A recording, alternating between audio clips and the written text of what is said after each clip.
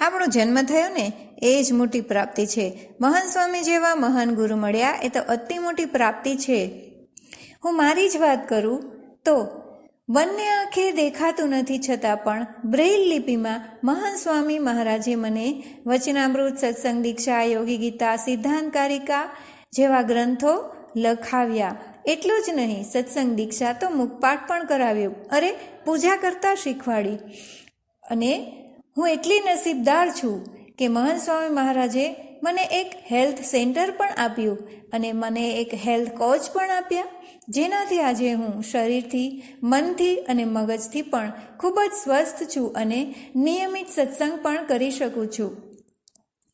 એટલે તમને બધાને પણ હું એક જ અપીલ કરવા માગું છું કે તમને જે નથી મળ્યું એના કરતાં તમારી પાસે અત્યારે શું છે, તમે અત્યારે શું કરી શકો છો, બાપાએ તમારા માટે અત્યારે શું ફેસિલિટી ઊભી કરી છે એ વિચાર કરશો તો ક્યારેય જીવનમાં દુઃખી નહીં થાવ.